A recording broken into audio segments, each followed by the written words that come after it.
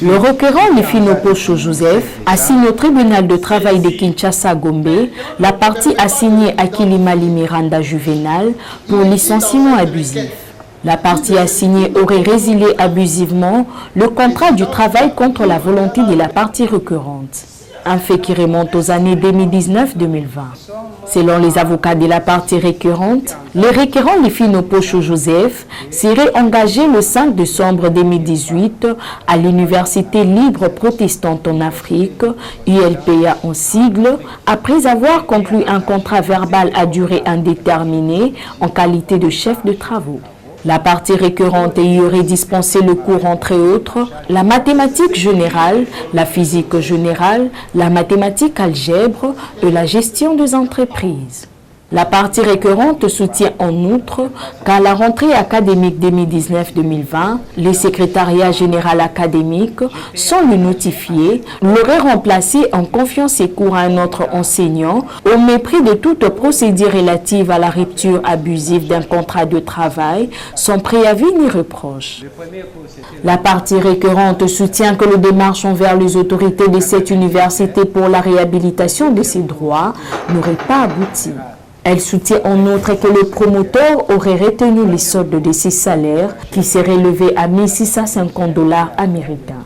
La partie récurrente sollicite du tribunal de condamner la partie assignée au paiement des sommes de 1 650 $ américains retenus comme salaire, 20 000 $ pour défaut de délivrance de certificats de fin de service et 30 000 $ américains pour dommages et intérêts. Pour vous relater les faits, nous sommes en 2018, c'était en date du 5 décembre, que j'ai été engagé à IELPA. IELPA, c'est une abréviation, Université libre protestante en Afrique. J'étais engagé à cette époque-là, parce qu'aujourd'hui je me suis dit comme étant chef de travaux, d'où l'université m'avait confié la charge horaire de dispenser 4 cours. Le premier cours, c'était la mathématique générale, donc avec 90 heures. Le deuxième cours, c'était le cours de physique générale avec 105 heures.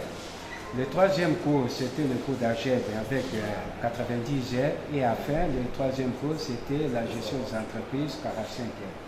Si vous faites tout simplement le total rapide, vous trouverez que j'avais totalisé 330 heures. J'étais engagé par un contrat verbal, un contrat de travail verbal à durée indéterminée. Nous sommes en 2018. L'audience est suspendue pour changement d'un membre de la composition et reprise. Suspendu pour changement d'un membre dans la composition et l'audience suspendue et reprise. Allez-y, monsieur Lifino Pocho. La partie assignée dans sa réplique soutient que la partie récurrente n'aurait apporté aucune preuve quant à son engagement à l'ULPA. Son conseil soutient que le terme de la requête serait en contradiction avec l'acte de convocation. Il sollicite du tribunal de demander à la partie requérante de décliner sa qualité. Le requérant, M. Lifino, ne donne pas sa qualité. Ça ne permet pas de l'identifier. Il est qui dans cette requête? Il dit M. Lifino Pocho Joseph, résident sur l'avenue Abiala 2, quartier Cultura Péchère, point. Il est qui? Pourtant, l'article dit, l'article 2 du Code de la procédure civile est clair là-dessus. Les parties doivent s'identifier dans l'acte introductif d'instance. Lorsqu'on s'est laissé identifier pour qu'on puisse les connaître. On ne connaît pas M. Lifino. Il vient ici en quelle qualité? Il ne le dit pas. Tout à l'heure, dans son exposé, il dit qu'il était enseignant. Il a enseigné à l'ULPA.